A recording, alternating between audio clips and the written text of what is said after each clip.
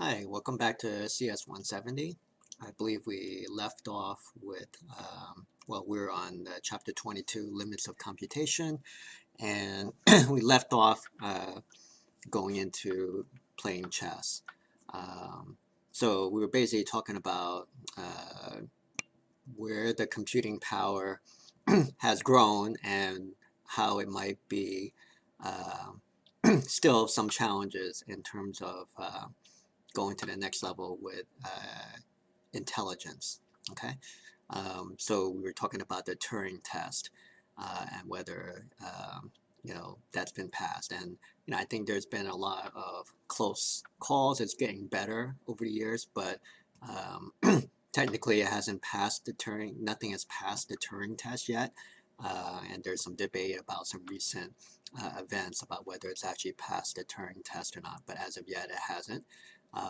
So the other thing we're going to be looking at is playing chess, right? That was one of the early types of games that tried to use, it's a test of computing power and intelligence, okay? So, um, so we're not talking about natural language yet here. Natural language will come in a little bit later. So playing chess, in case you don't know, is basically, you're basically looking at various moves and interactions with another player, and it plays out over time, right? And the reason why it's complex is because for you to essentially look ahead, there's like a lot of moves, so it requires a lot of computing power if you do it like in a raw brute force type of method. Okay, um, so so here it talks about the early days when it starts working with this, um, and talking about this as a test for AI. Okay,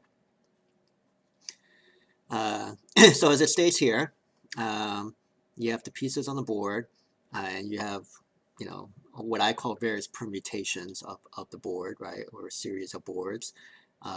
So all of the different pieces have different ways that they can move, and you know, obviously each piece has a value, and you want to optimize your value, right?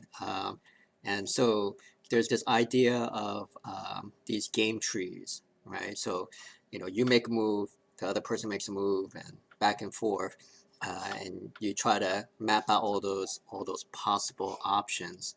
Um, and the reason why it becomes challenging is because the growth of the number of moves that you can take is what they call geometric growth, exponential growth, right? So it just goes up a huge amount, right? And especially back in the 50s or 60s or so, um, you know, the computing power was much less than what you have today.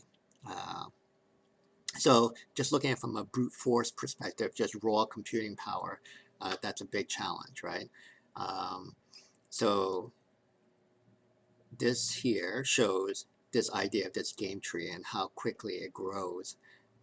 So you start off from here and it branches out to all of these, and you'll see very quickly it becomes like uh, a huge number of things for the computer to explore. And in a sort of a way like the humans to explore too, right? This is how they become successful or a good chess player.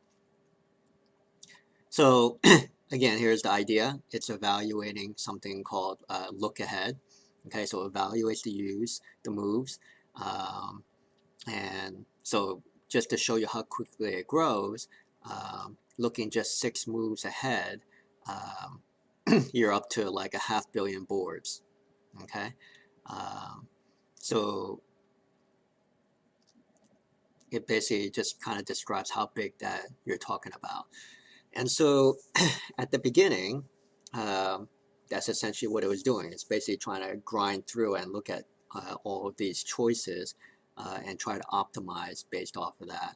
Uh, and so playing, let's say, with a grandmaster, the computers are not able to beat the grandmasters. It just wasn't able to do that. Um, so there was a number of different advances to help it eventually become successful. Number one was the raw computing power. So even just be able to crunch all those look forwards, the computing power to do that, grew. The algorithms to evaluate that also grew. Um, so they have this idea of parallel computing, right? So in the early days, um, you look at things, probably your naive algorithm would look at things in a more serial fashion and do one after the other. But you come up with better algorithms that is able to evaluate and process things in parallel. That will help things. In addition to your hardware, your CPU, um, just anything that is involved with the processing, the database, the memory, and all of that is scaling up to become more powerful over time, right? So the algorithms are getting better. Um, Scaling up the computing power is getting better. And then I guess you can call it like almost like when you look at heuristics, like shortcuts, right? So you might say, well, there's a there's a whole bunch of different options here, but based on past history of other people playing chess, uh, there are certain types of scenarios that tend to play out. So if you talk to a regular chess player, there's probably a set of or series of moves that have become famous over time that people study these scenarios. Um, so likewise, the computer can store these type of scenarios as reference. So it's another source of information to save it from fully exploring all of the brute force uh, type of choices. So in some ways, it's almost like narrowing the field. So raw computing power going up and better algorithms, and also uh, having a smarter way to narrow the field in terms of the options or the paths that you have to explore, were the different things that you looked at to improve the performance for the chess computer. So let me see here. Yeah, so like what I just said here, checking the whole game tree is generally impossible, right? Um, so this is the parallel computing part, using a database of openings and endgames. Uh, so they're calling it as giving a computer chess experience, okay?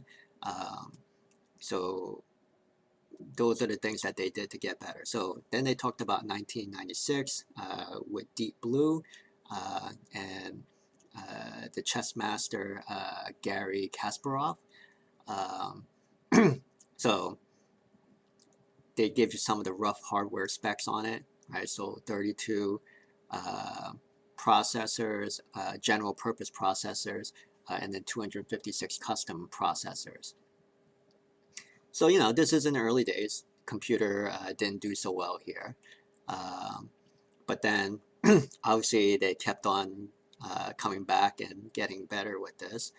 At the time, I think there was some controversy about it because basically, Kasparov accused the IBM engineers or folks of basically custom tailoring the computer to beat Kasparov, right? So Kasparov probably had certain types of tendencies or ways he approached things.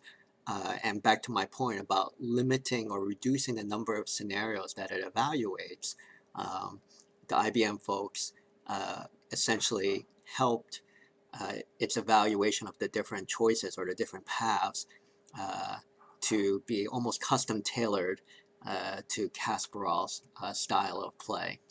Okay, so I think Kasparov's comments on that, in my opinion, there was some truth to that, but that was how you try to address uh,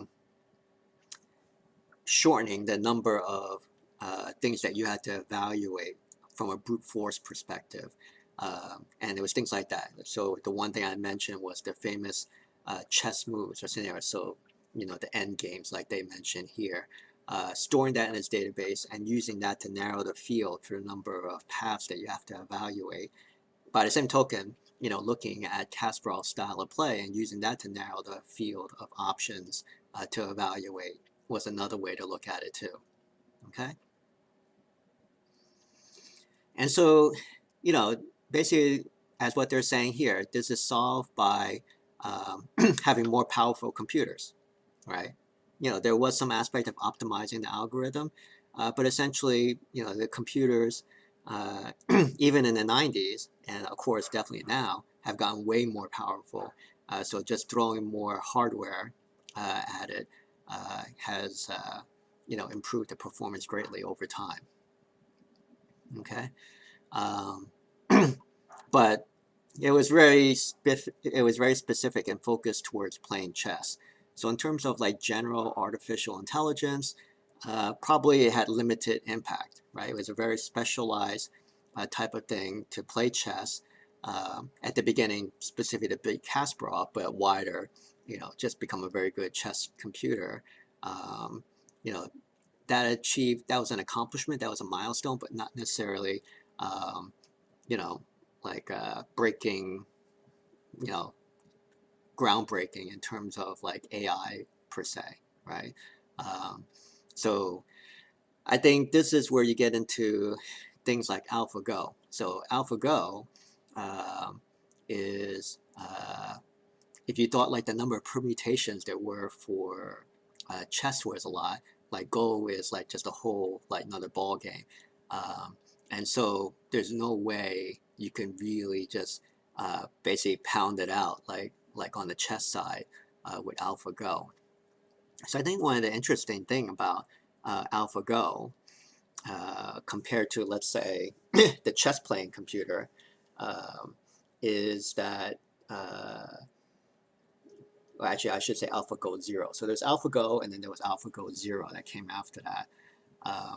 So there's the aspect of teaching intelligence, machine learning, or whatever by showing examples, right? And just keep on showing more and more examples, right?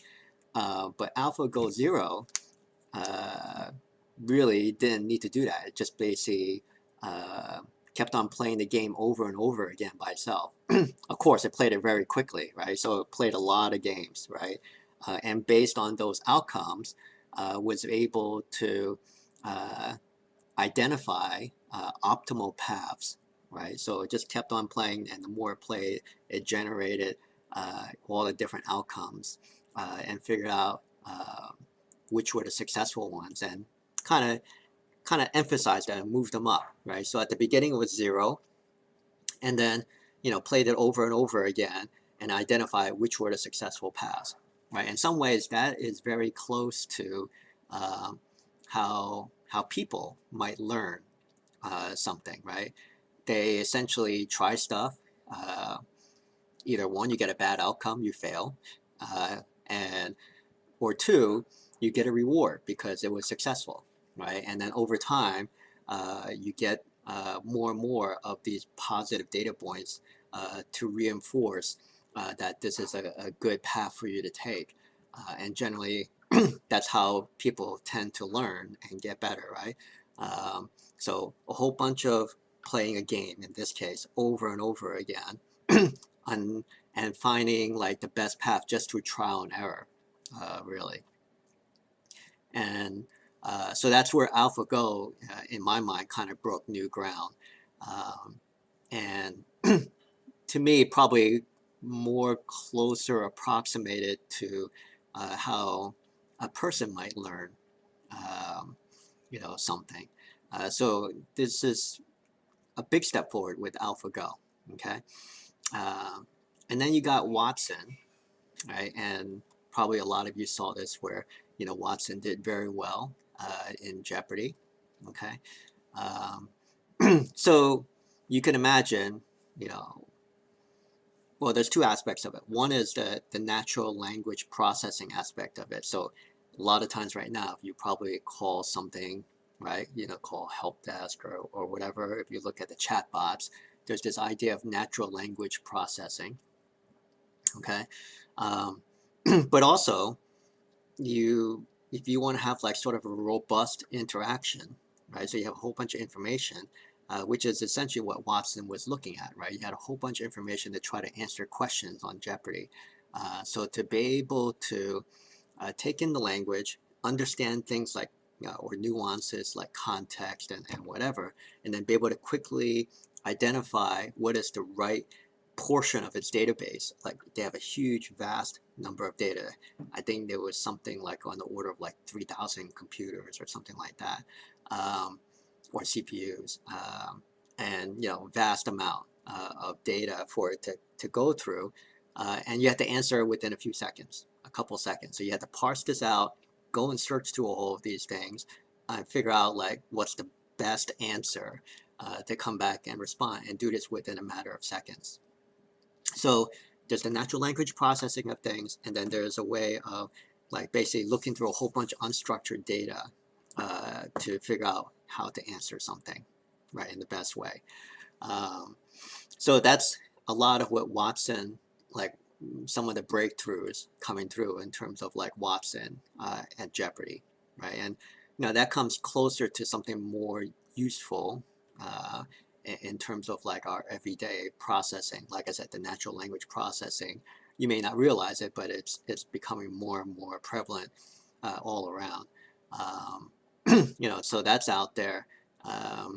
Things like the machine learning and how it's being used to identify things on very little data, right? So it's basically going out there training itself and figuring out things on its own is probably more closer to usage that you might see in the everyday world. It still hasn't really gotten to the point of actually intelligence per se, but certainly in terms of like processing and giving like computers kind of like the next generation in terms of processing. So going from where you as a programmer or a user has to give a computer very specific instructions to do things, and then it just kind of crunches it and does it. Taking it to the next level for computers to be able to learn on its own, to be able to process large amounts of information and be able to figure out the best answers on its own is the next step forward in terms of computing. Okay. So I thought that was just interesting. Talk about if you had to process this with your own computer, you're probably talking like way longer than a couple seconds you need to answer in Jeopardy. Okay, yeah, so 2,800 computers, right, and terabytes of memory. Okay, so that gives you some idea of how big you're talking about, how quickly you have to process large amounts of data to be successful with Jeopardy. Okay, so yeah, lexical answer type. This is like how you're basically taking in the input, in this case, the Jeopardy question, right? Or Jeopardy comment, and you're supposed to interpret that and go back to where in your database you're going to try to figure out how to answer this question. It's this concept right here, okay?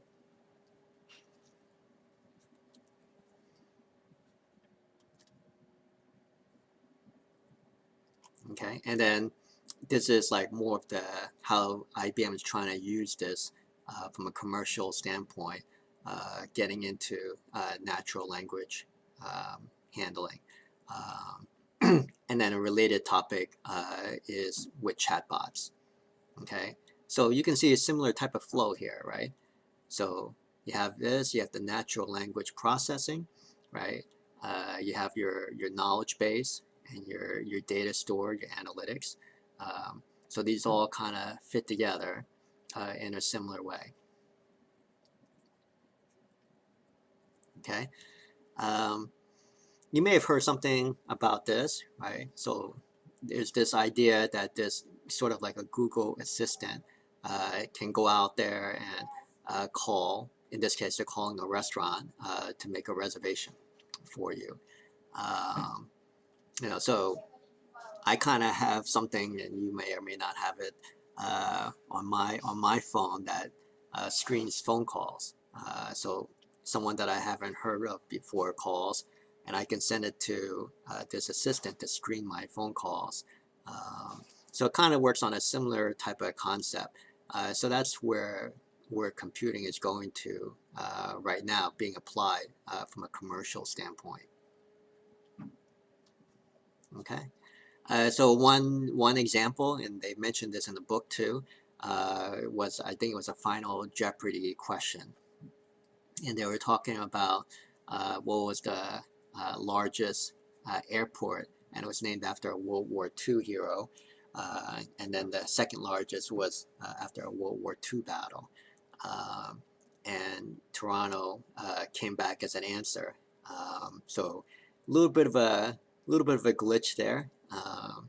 But so I guess they just kind of mentioned an example. It's not perfect yet, but it's still getting quite there. So I'm going to wrap up this part of the lecture right now, and I'll pick up the final lecture shortly. Thank you.